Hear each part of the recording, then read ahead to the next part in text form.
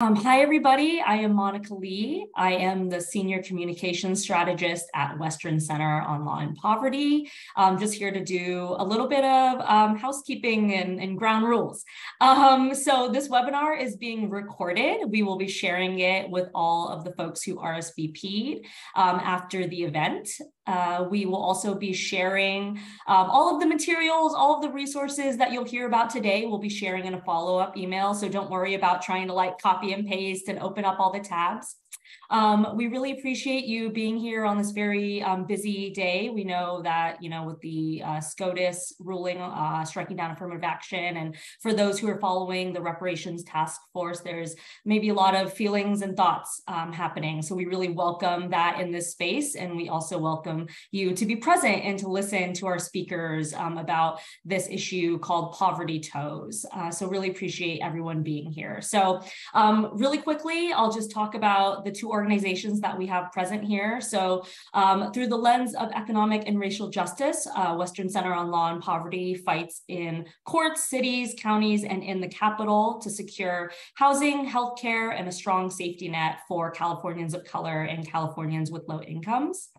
EPIC, which is End Poverty in California, aims to end poverty in California by elevating voices of people experiencing it, creating and implementing bold policies rooted in their needs, and advancing a state agenda focused on equal opportunity for all. So today we have Rebecca Miller, who is Western Center's senior litigator, and Patrice Berry, who is the chief impact officer at EPIC, to talk about the issue of poverty toes. What are they? What is being done at the state level? What is being done at the local level? And really, what are the disproportionate impacts? Later, we'll hear from our policy advocate, Cynthia Castillo, to talk about the bill. But for now, I'll pass it off to Rebecca and Patrice, and we'll be monitoring the chat. We'll have Q&A after the discussion. So please do hold your questions for the end, where we'll be happy to answer them. So thank you all, and I'll pass it off to our wonderful speakers. Thank you so much, Monica, for that. And thank you, everybody, for joining us today. I'm Rebecca Miller. I'm an attorney at the Western Center on Law and Poverty, and I'm so happy to be here with Patrice. Do you want to introduce yourself?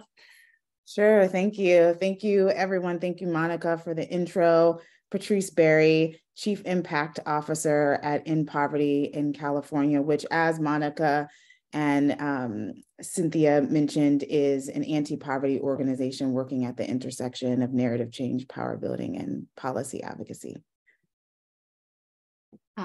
So we are going to talk about poverty toes a little bit, and I see some, it's so great to have people from all over the state and country and from different organizations. I know some folks might be a little familiar with this term, but we're going to just start with what is a poverty toe, as opposed to all the other reasons. You're blocking you might be towed, you're blocking a fire hydrant, or a car that might be, blocking road access on a highway because it's disabled or something like that. Poverty toes are toes that are not public safety related. There's not some sort of urgent need for the flow of traffic or for some sort of emergency access to something, but it's something that it's a toe that is really related to economics. And there's three toes that that we focus on when we talk about poverty toes. And the one that we are working on a legislative campaign for is having your car towed for 5 or more unpaid parking tickets. And that, again, connects back to the public safety issue.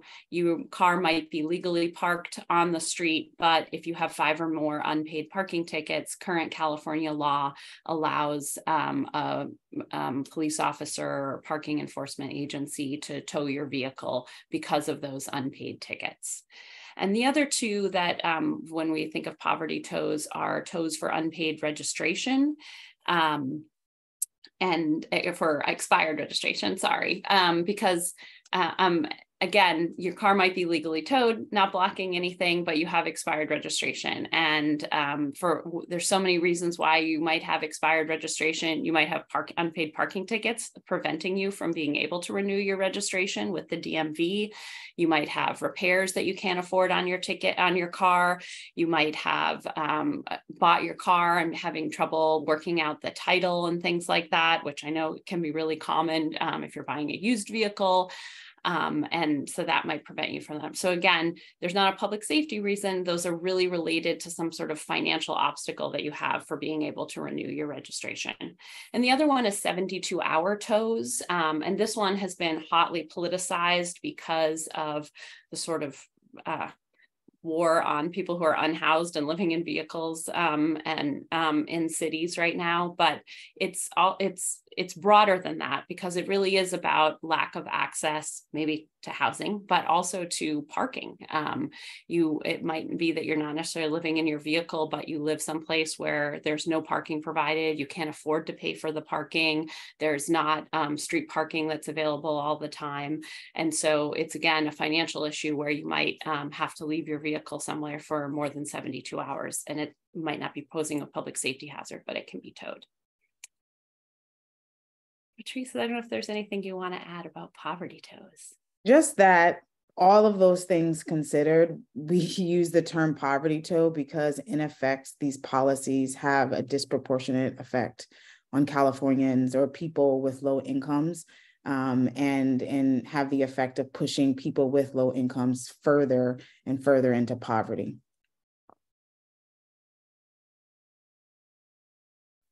Yeah, and I think, the next thing we can talk about a little bit is like the impact that these tows have on people and the situations that people are in that lead to them being vulnerable for these types of tows.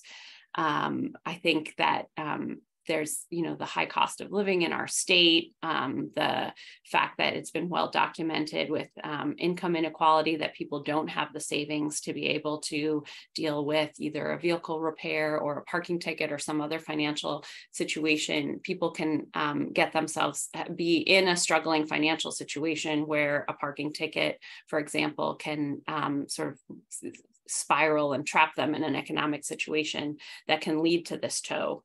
I've worked with many of the folks who are on the call today here who represent people who are extremely low income, who are struggling to have enough money to pay for food. And so when they get a parking ticket or have some other issue with their vehicle, it's not really even an option to be able to pay for that. And they are just completely focused on their basic necessities at that moment. Yeah, and one thing I want to call out, and just as context for EPIC and why this bill is so important to us, why poverty tows are so important to us, is because our priorities are really driven as an organization by real stories we hear when we speak to people and communities across the state of California, and they're supported by evidence, real data, solid research, the Towed into Debt report being one of them. And one big theme that we continue to hear across the state is that people living in poverty feel like being poor is a full-time job.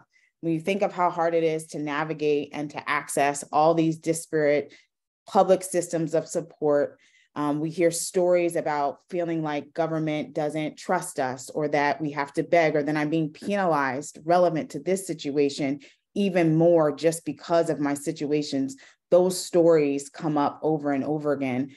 And someone even just told me yesterday a story, a grandson caring for his grandmother who recently fell ill. He couldn't afford to pay parking garage fees, so he relied on street parking.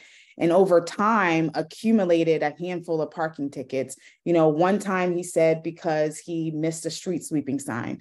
Another time he forgot, God forbid.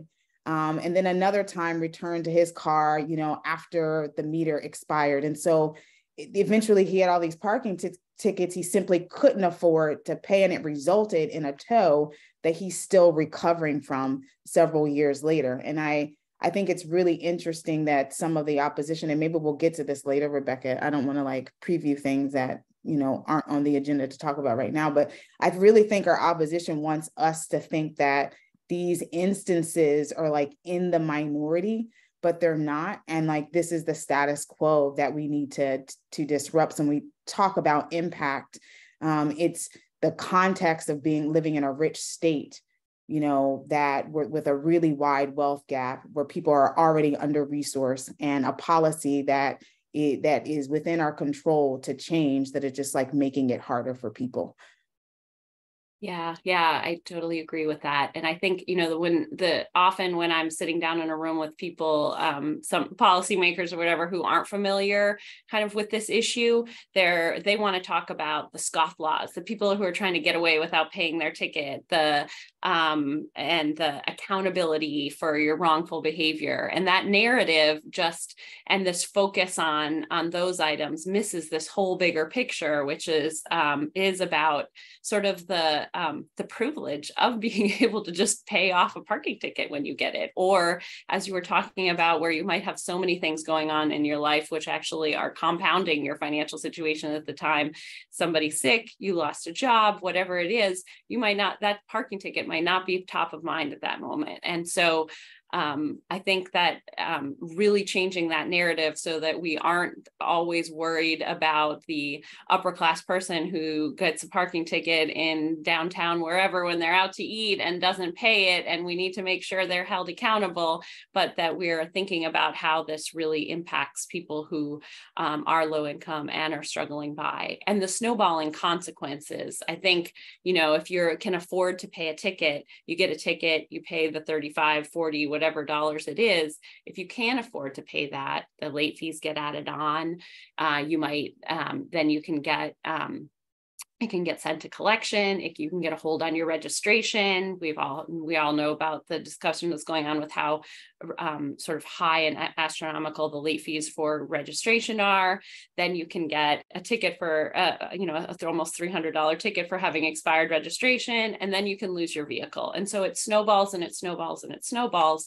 And at that point, you're unable to get your vehicle back. And it's a loss, because there are so many fees that you have to pay. It was out of reach to begin with, and it's definitely out of reach by the time it gets to that point. And there's tow fees and storage fees, and you have to sort out the parking ticket issue. You have to sort out the registration issue. And then you've lost your vehicle and the important role that a vehicle plays in people's lives in California. Yeah, it's really amazing. Like, we've talked about this so many times, but I still get emotionally stirred when I have this conversation. It's very clear to me that the using a vehicle tow as a deterrent just leads to consequences that far exceed the severity of the act. And we really do need to consider that when we design policy. Yeah. And that they have such a different impact. Not feeding your meter, maybe it's worth a $25 parking ticket, but is it worth the spiraling consequences that happen if that $25 is out of reach and losing your vehicle? And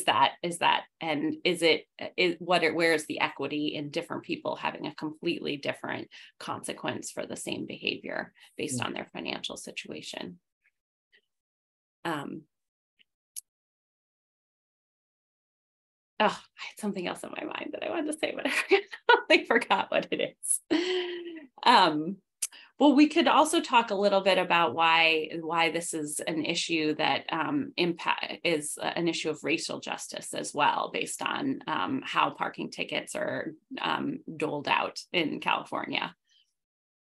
Yeah, that definitely resonates. This is definitely a racial justice issue. And, if we want to get there to achieve real racial justice, we do need to stop targeting Black and Brown people and Black and Brown communities, and not just through overt mechanisms. I mean, this is ironic to talk about this today because of the affirmative action decision high on my mind, but we also have to stop targeting Black and Brown communities in all the inadvertent ways as well. Like, unfortunately, I'm even thinking about Oakland. There's evidence that suggests that parking ticket tows actually undermines the fight for racial justice here. So in Oakland, where I live, there's data that reflects outcomes of, I think, over 25,000 tows. And it shows that, when they mapped the data, that more vehicles were towed in our East Oakland neighborhoods than from others. And for those of you who don't know East Oakland is predominantly Black and Latino. And so we can't ignore data like that and all the implications for racial equity when we're designing policy solutions, because those stories, those insights, they have to be at the center, because what we've done is created us, but by sort of like not paying attention to the implications on for Black and Brown communities, we're actually seeing the disproportionate effect on these communities for something like a simple, poverty tow as a consequence of an unpaid parking ticket. And I think that also just goes to this point where it's like, is losing your vehicle an appropriate consequence for an unpaid parking ticket and all that flows from that? Because again, going back to the privilege point of being able to pay a ticket, but also having a vehicle. I mean, how many times do I walk out of my house and I know my car is going to be there to get me to work, to take my kids somewhere, be able to go to the store, all the things. And when I, because of an unpaid parking ticket, lose my vehicle, all those things become impossible or so overwhelmingly burdensome, on top of all the other things that I'm already dealing with. And it's an issue of like, just, sort of creating these like insurmountable obstacles in communities that are already have the deck stacked against them and are already sort of facing wealth extraction in so many different ways, and have that to have that extra barrier. Yeah, and it's making me think like, so yes, racial justice, and also just like general economic security. And what's coming up for me now too is like when you talk about things like homelessness, everyone should stay with me because I just had a thought. A policy intervention like ending poverty tows is like an upstream homelessness prevention tactic. So that could sound like a stretch until you think about some of what Rebecca just named, the consequences. So someone already living paycheck to paycheck, and we all know, Rebecca mentioned it earlier, that some of us don't have, half of us, according to a report, don't have cash on hand to cover a $400 financial emergency. So let's say someone relies on their car to take their children to school and childcare because public transportation is hard to access in my community. Maybe your car is also where you live. Regardless, like to this family, like losing your car is actually the loss of a lifeline. And you lose your car, and what do you have? You have more debt, and you have even fewer resources to cover the cost of the parking tickets that led to the vehicle tow in the first place. It really makes no sense. Yeah. And I saw someone had put in the chat too that, you might even lose your vehicle, but you might still owe money on it. So you've lost this lifeline, but then you still are financially in the hole for something that you don't have to help you get to work and care for your family. And sometimes at the lien sale, there can be a deficiency too. Like they sell your car and it doesn't cover all the towing and storage fees and anything else you owe. And so you can be on the hook for that amount of money as well. So what started as a parking ticket can lead to being thousands of dollars in debt instead. And without your vehicle.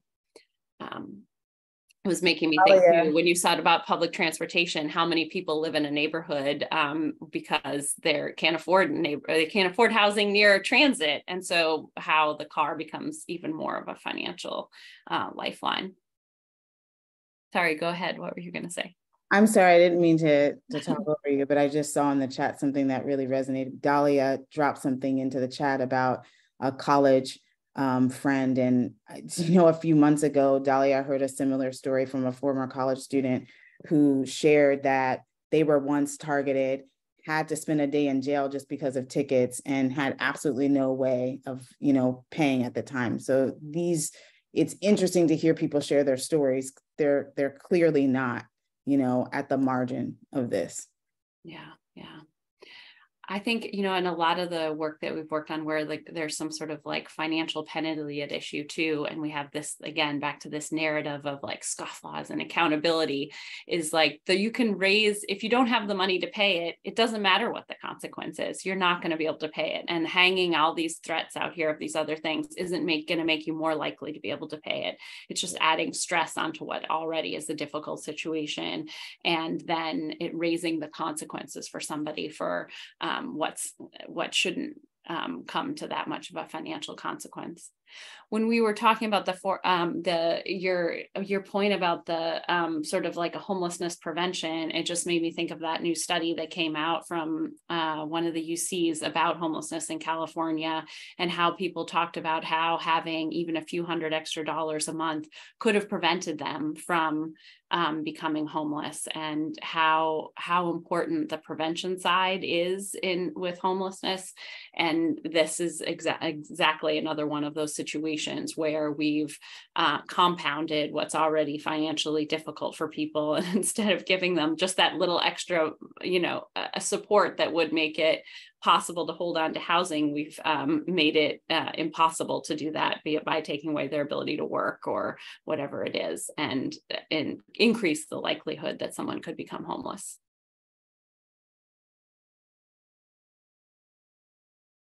Yeah, thank you for sharing that.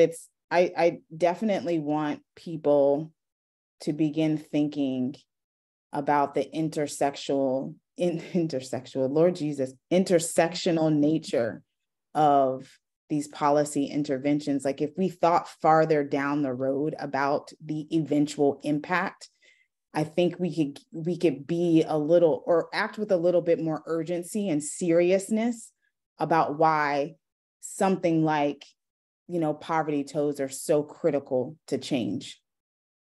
Yeah.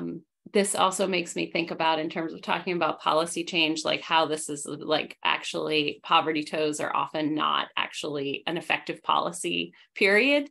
I mean, maybe there are a handful of cases where you have somebody who could afford and didn't pay their tickets, whatever, but in the vast majority of cases, the car is sold at a lien sale after tows, and Towed into Debt talks about this, but also San Diego did their own audit of their towing system and found that the city was subsidizing their towing system because, and they called them disparate impact tows, expired registration, 72-hour, and 5 or more unpaid parking tickets, that they're sold at a lien sale at a loss. And so where the sort of stated policy and stated, you know, justification for why we need to be able to tow for 5 or more tickets is for parking enforcement and collection, then the city doesn't end up actually collecting any money at all, and in fact loses money on those tows. And I saw someone say, what is a lien sale? Maybe I could just talk really quickly about how this happens, right? You get your car towed, you go back, you don't know where your car is. I know advocates who assist people with these kinds of cases too. It often takes people a while to even find out where their car might have been towed to, because there's just very little information. You're supposed to get notice sent to, they'll send notice to the address on the vehicle registration, which isn't always updated. And so it can take people a while to track it down. And then once you do track it down, there's a tow fee, there's a daily storage fee. And oftentimes, you know, I hear stories about people's car being damaged, or they have, you know, important property in the car. That's part of this whole equation. Cities add on an additional charge, sometimes for like filling out the paperwork and sending it to like in LA, I think it's like $155 or $105, something along those. And then you have to pay the parking tickets and have current registration to be able to get it out. And so very quickly, within a few days, it can go to $800 to $1,200 that you have to come up with to be able to get your car out of the tow yard. And every day that you don't get it out because you're trying to get that money together, there's another day of storage added on, and it just gets higher and higher and higher until usually people owe several $1,000s, $3,000 to $4,000 or $5,000 on their car. And if you're not able to get it out after, I believe it's 30 days, then they can do a lien sale. It might be 60. Sorry for that. But after a certain period of time, then the tow yard sells your car essentially at auction, and they get first dibs on any money recovered from the auctioning off of your car, and then the city or anybody or DMV, whoever was owed any kind of registration or parking tickets, gets money after that.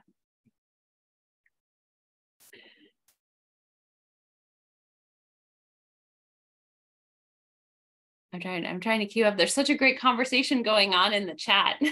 I'm reading it right now.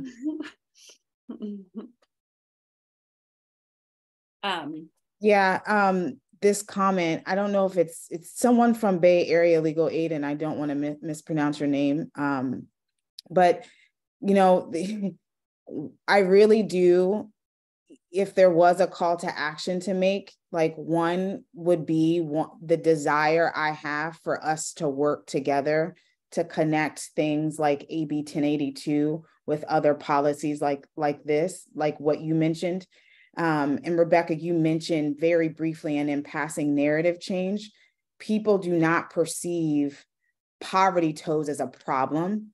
And the reason is because we do not talk about it as a malicious government practice, right?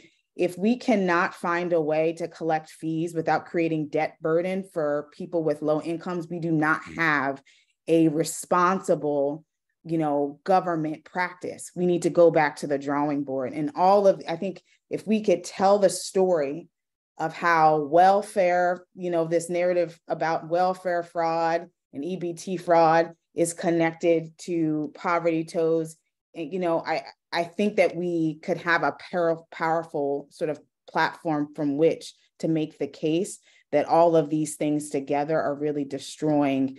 First of all, they're not collecting the fees in the first place, so they're ineffective. And secondly, they're really harming communities at such a wide scale. Yeah. I met a woman once who had her car towed, and it wasn't a poverty tow, but in the sense that we're talking about today, it was when you could still have your driver's license suspended if you hadn't paid a traffic ticket. So she hadn't been able to pay a traffic ticket. Her license was suspended because of that. She got pulled over because she didn't have a valid license. They can tow your vehicle. So she had her vehicle towed. She wasn't able to get it back. She was a home health aide, so she lost her job. She lived someplace where she didn't have public transit, and she wasn't able to get her car back, lost her vehicle. She had a young daughter who because she was sort of in a situation with almost facing being evicted and not being able to take her daughter to daycare and not having a job anymore, her daughter went to go live with a family member out of state. And I always think about that case because of the family impact right there on the relationship, and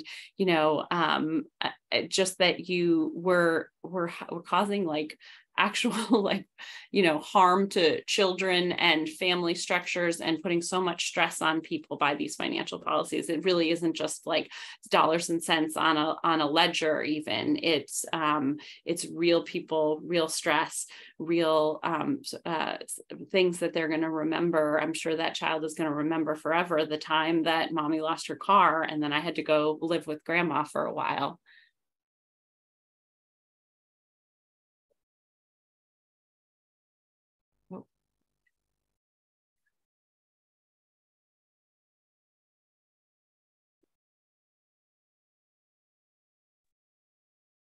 Rebecca, I just want to throw a question at you, if you don't mind, because of the seat that you sit in and your sort of day-to-day role. How do you see, let's say, again, not getting too far into our agenda because we're going to talk about the actual bill, but let's say this is successful. What are the ways that you see this immediately impacting your day-to-day work because of how many cases or stories that you uncover in the work that you do?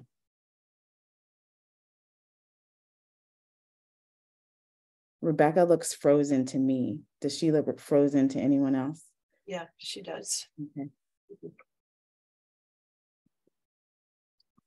maybe we can bring in Cynthia while Rebecca is frozen, and have Cynthia maybe talk about the work that she's doing, if that's all right.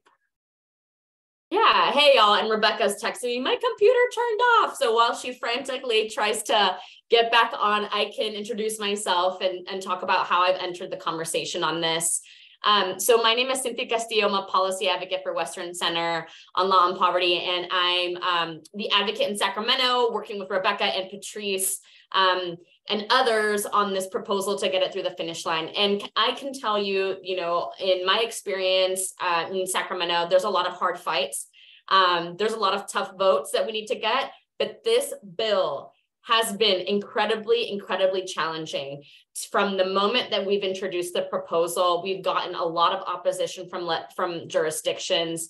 And I think a lot of what Patrice and Rebecca have been highlighting is that our government systems are created for people that may not have a hard time paying their parking tickets. So it is so difficult for when we're legislating and thinking about the individual that doesn't have to worry about paying their bills. When you have a parking ticket and you're able to pay, you pay that parking ticket. And yet all of our laws and our institutions are oriented around a certain individual, and that individual might not be a person of color, and that individual might not be a person that's struggling to pay their bills, and they have to make tough choices. And so when we go into the legislature and we're telling them about this bill and how righteous it is, it's almost trying to explain to someone what it might even feel like to not have the money on hand to do this. And we've had wonderful, wonderful testimony by Marta, who is an individual that has been impacted by this, who has spoken in committee and been a part of the conversations, sharing how she is an older woman on SSI and had to make tough decisions. She had lost a family member and was looking for housing and unable to pay for her parking tickets, which is sort of like snowballing into debt. And with her limited income was distraught because she wanted to pay these parking tickets and maintain her vehicle so she could go to the doctor and get her medications, but was unable to do that. So all that background to say that I'm extremely excited and happy as an advocate to be working on this bill because it is a righteous issue, and also because we have a lot of pushback. So I'm here to tell you that the bill has luckily made it through the first house, which we have Assemblymember Kalra, who is our awesome champion on this bill and has been an incredible advocate in this issue. We got it through Assembly Transportation. We are made it across the floor in the Assembly. We are now in the Senate. The bill actually just passed. Rebecca and I were in Sacramento. Patrice was watching and on the phone line, and that our bill got out of Senate Transportation with 10 votes. We're feeling really, really great about the testimony and how that went. But the bill has 2 more hurdles before we can get to sort of the final stage. So the bill is next headed to Senate Public Transportation. We've had some really good conversations with the consultant there, hoping to get it through that hurdle. And then it's going to go through a fiscal committee, appropriations, where we know there's going to be a lot of back and forth with the administration on background, talking to some of our opposition. And just to name out that, our opposition is essentially growing. We have opposition from the California Association of Highway Patrolmen, California Mobility and Parking Association, California Police Chiefs Association, California State Sheriff's Association, City of Chino Hills, City of Pasadena, and I'm really nervous to hear that there might be other jurisdictions that may be adding on to that list of opposition. And I see that Rebecca's back. Hey, Rebecca. So I was just mentioning sort of where the bill is, and sort of the need out of today is that we would love for everyone who is interested in this issue to keep in touch with us, and also send in a letter of support for our next committee, which is in Senate Public Transportation. We think this is a good public transportation policy. And, I think, Rebecca and Patrice have really laid this out, that the taking of one's vehicle does not match the inciting incident of being able to pay parking tickets. And so, we're hitting the halls and making that clear with the members on Senate Public Safety, and would really appreciate you as an individual or your organization's assistance in submitting a support letter to that committee. And I know that there's a link out there. Oh, perfect. Heather's already on it. You can submit a letter, go to that Google Doc, copy and paste it, and put it on your own letterhead. They also take individual letters if you want to say as a constituent of a certain member on that committee, or as an interested person, that you can send in a letter on under your own name. And we would really, really appreciate the support. So I'll stop there, and because I know that Rebecca was in the middle of a thought and Patrice were in the middle of a thought before we lost Rebecca. And just wanted to name that out, and happy to answer questions about the policies that we're seeing and how it's playing out in Sacramento. I think my computer was taken over by one of our opposition organizations and prevented me from talking more about the issue. I apologize that I missed the conversation, where the conversation was going to. I did also want to highlight that, you know, this, like so many issues where we are pushing for an important narrative change. And really, I think it's been interesting to see how sort of geared up some of the opposition groups and cities are about what they think is like this critical tool that they have, which is sort of interesting to me because because in some places 5-ticket tows aren't actually used that much, and they are money losers, but this like concern about losing some sort of tool and this like accountability and this very punitive measure they have about parking. I think it's really important to always be thinking about the narrative issue and coming at it from different issues. So we do have this bill. There's also litigation going on in the state. And there was a Court of Appeal argument this morning about a case, Coalition on Homelessness versus San Francisco. And we expect that the city did not aggressively contest the tentative ruling that came out in that case, which is going to find that it's unconstitutional to tow a legally parked car for 5 or more unpaid parking tickets. So that's going to be an enormous boost to this effort, and also sort of just we hope is the first sort of like peeling back of the layer of these tows about and the consequence of losing a vehicle for something that's financial. And so that will hopefully be out in the next week or so. And there's also another case on this same issue down in Los Angeles that was filed a little while ago and is still winding its way through the court. But because of that litigation, Los Angeles now has a moratorium on tows and boots for 5 or more unpaid parking tickets. And so we are like making a lot of sort of advancements on a local level in the courts, in the legislature, and, wonderful thing, pieces like Patrice's in the newspaper to really like reframe this issue and make sure we are connecting it with the sort of broader issues of financial equity in the state and why these policies need to be changed. And Rebecca, before your computer or the opposition tried to take you out, I asked a question that was, I was trying not to ask a leading question, so I'll just be transparent about why I asked. I wanted us to begin imagining the immediate impact of a win for AB 1082.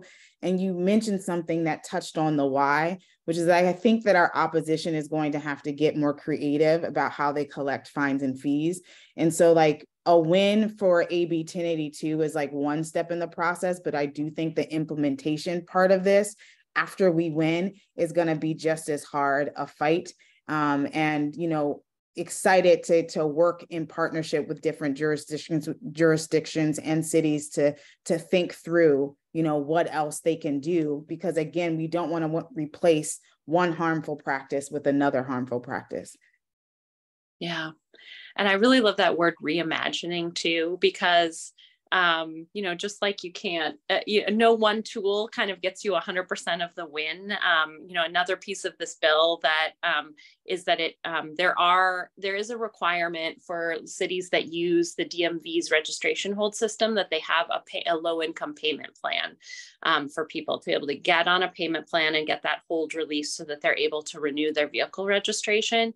It has a lot of shortcomings, a lot of really absurd, ridiculous shortcomings and even those were sort of like, again, this is like getting those bills passed initially was really, really difficult. But if you don't, you have to get on the payment plan within 120 days of the parking ticket, right? And which that doesn't always happen. And so then the doors just shut and you can't access this relief.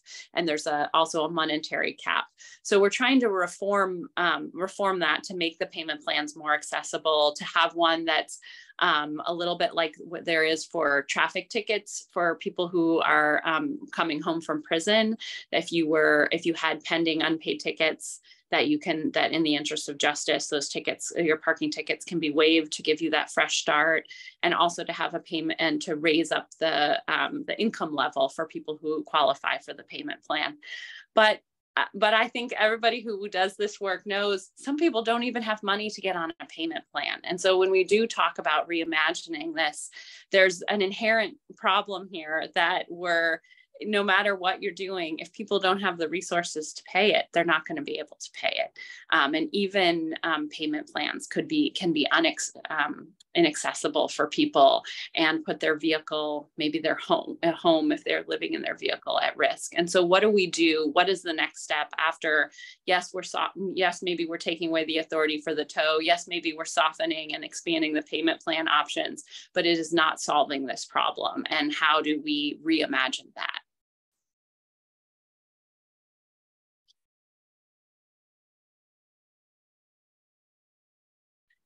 I'm hoping I'm going to look in the chat and somebody's going to have the answer.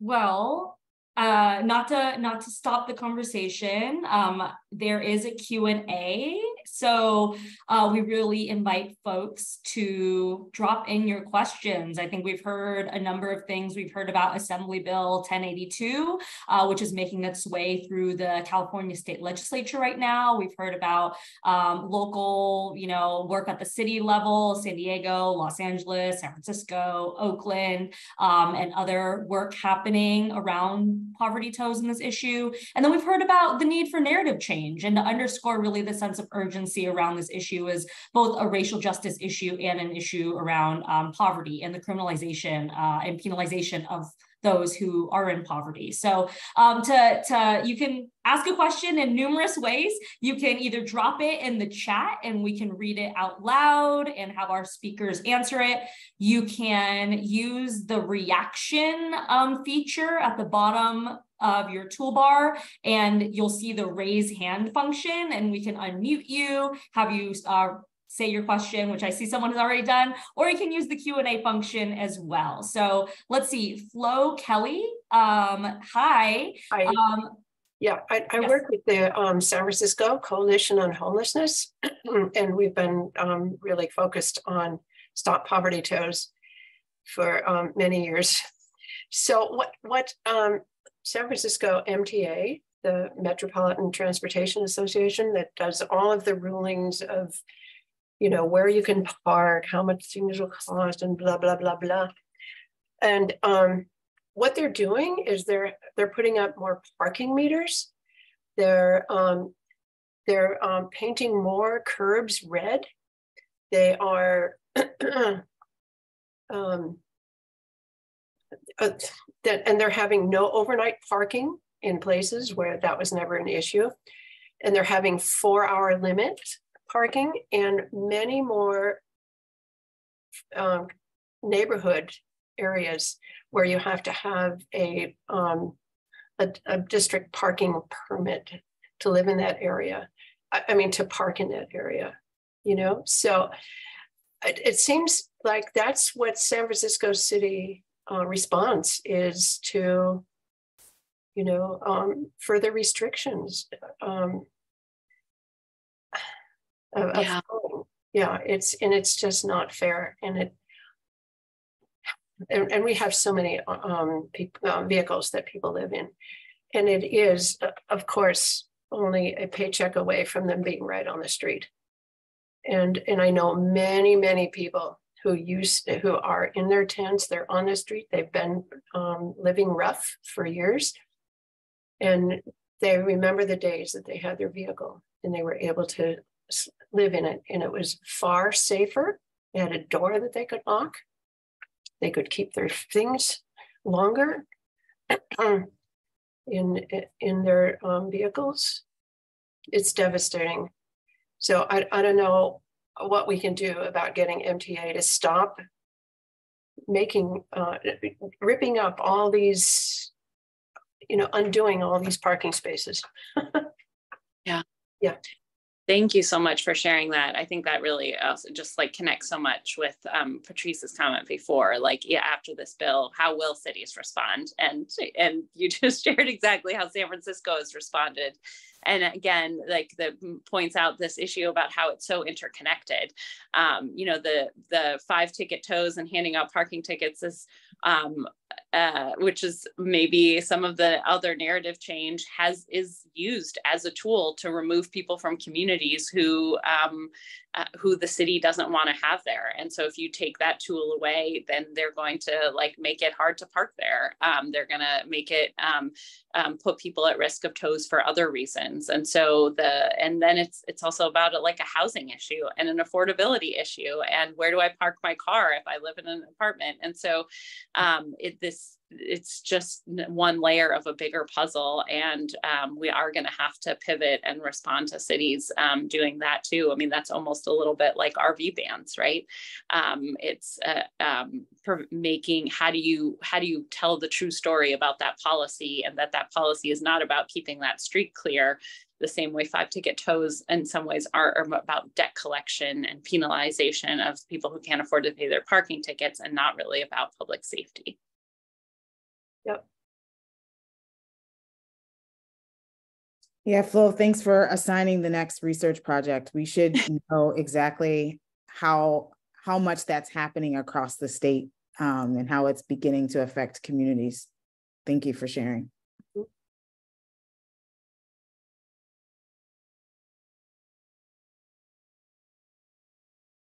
Folks have additional questions, you can use the raise hand function and your reactions at the bottom bar of your Zoom screen.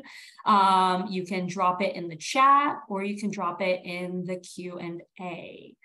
Yes, Ezekiel, would love to hear your question. Yeah, absolutely. Thank you. Just introduce myself. My name is Ezekiel Alcantar.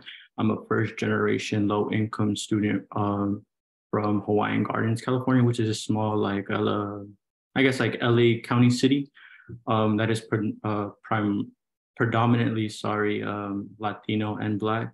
And we're just away, like within a 5-mile radius from like more affluent cities. I actually left a home environment. I've attended like 3 different colleges so far. I've attended a Cal State Long Beach City, and now UC Berkeley. But throughout my transition from Cal State Long Beach to Long Beach City College, I actually left an abusive home environment and relied upon my car for transportation to get to work, to be able to find like the different houses that I was going to be staying at, whether that was my friends or my girlfriends or whatever the case was. Throughout that time, I wasn't aware of like all the city regulations or the various city regulations for parking, and accumulated like so many different like parking tickets that then increased in the amount that I owed, and was unable to pay them because, I mean, I was a full-time student working at In-N-Out. Like, I didn't have enough money to be able to pay for these tickets. And as of recently, I was able to do some research on my city and the city of Hawaiian Gardens specifically, and able to see, I guess, like the city budget and the city revenue, the annual revenue. And I know that a lot of these tickets that are being handed out, whether they're for a street violation or for like street sweeping, like that, they really impact my community and the individuals there.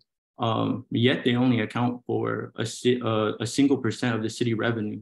So I was wondering, like, how can cities even say that this is something that they're benefiting from when it only accounts for a single % of their annual revenue?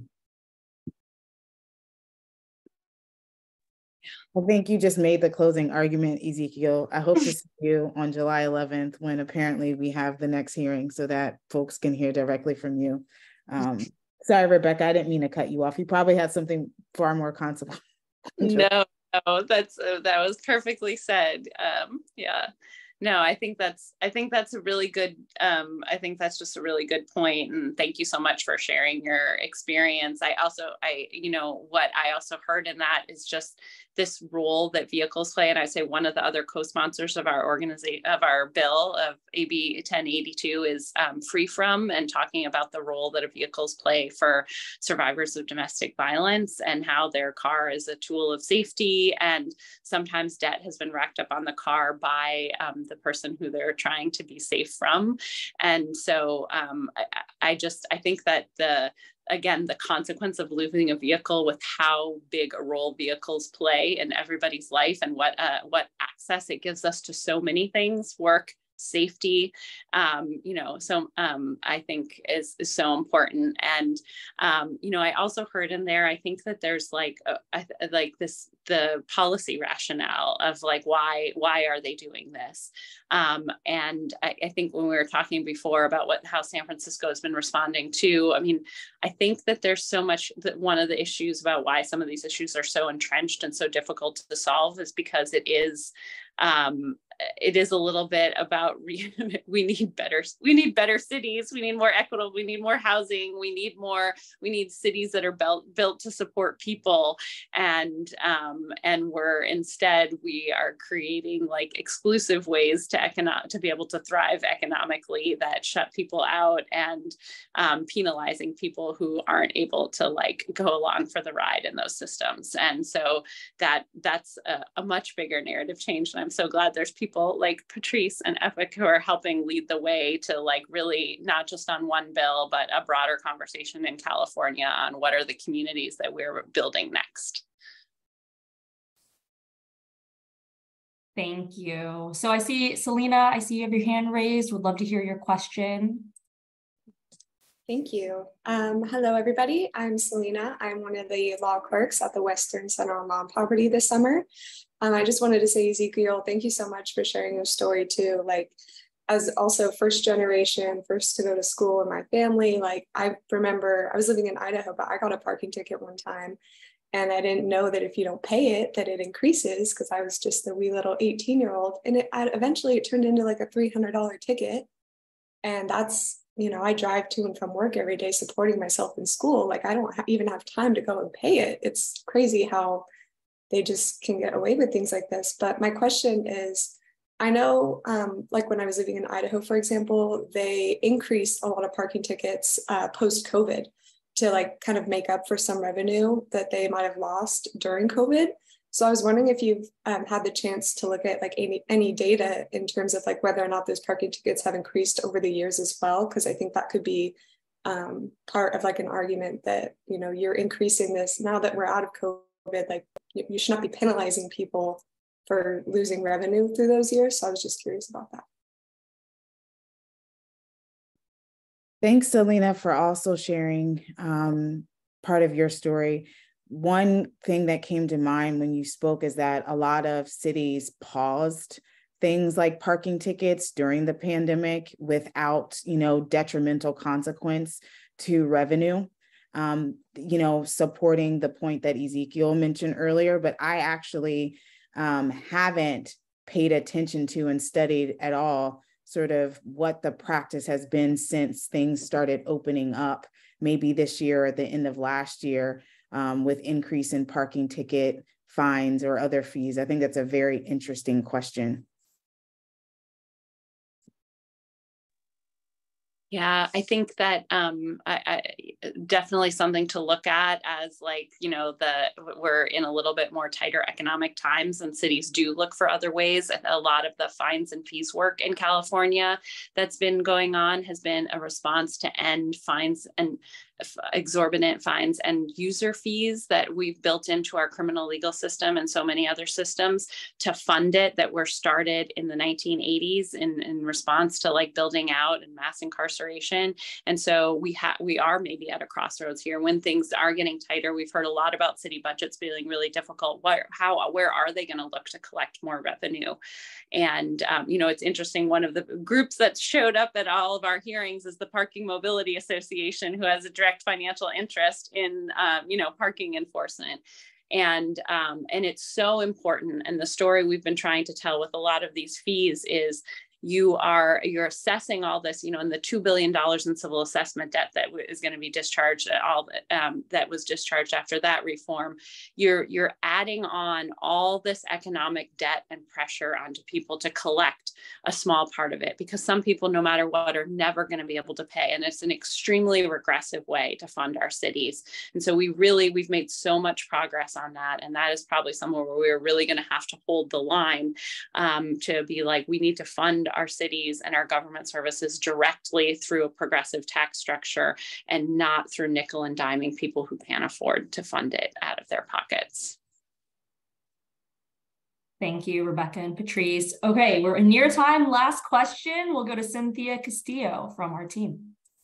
Hey, y'all. It was funny. I wanted to kind of make that link, but Rebecca just said it so wonderfully, which is, we have regressive policies that are essentially funding our cities off of the backs of poor people. And it's going to take a lot to unmesh that system. And that's part of the why they're coming up so vehemently in opposition of this bill, is because they see us as trying to get their funding. But as we know, getting people on payment plans and getting them the support necessary will actually increase revenue. So if anything, I just wanted to uplift the work of the co-sponsor team of the bill. We are working together, and it's a wonderful coalition space of wonderful advocates. So I just want to mention that, in addition to Western Center and EPIC, we have Free From, which is an organization that helps people that have experienced, domestic violence or intimate partner violence, and are absolutely lending their hand in the DV space, and how this impacts people who might be fleeing violence and how necessary their car is to that. We also are working collaboratively with Lawyers Committee for Civil Rights, LCCR, who has been leading the charge on these issues in the Bay Area and in San Francisco, and has been a wonderful co-sponsor of this bill. And so just wanted to uplift their names in this conversation as well. Thank you so much, Cynthia. All right, well, we're near time. Just really want to thank everybody for showing up today. I want to thank our wonderful speakers, Patrice Berry from EPIC, Rebecca Miller, and Cynthia Castillo from Western Center. And want to thank the Western Center team on the back end for holding down the fort, Heather on the chat, and Ricardo on helping us spotlight our speakers. Again, we're recording this. We will be sending it to all of those who RSVP'd. So if your friend wasn't able to make it, it's all right. They'll still get it. And we will also send all the resources, the reports, all of the things that we mentioned, the UCSF report on homelessness, all of the op-ed Patrice wrote for the San Francisco Chronicle. We'll be sending all of those materials to everybody as well. So again, thank you all so much. I hope you have a restful rest of your day and are able to think about how you can get involved in the intersections really around poverty toes, racial justice, and the criminalization of poverty with the own work that you all are doing alongside with us. So thank you all so much for joining us. Thank you all. Yeah, thank you so much.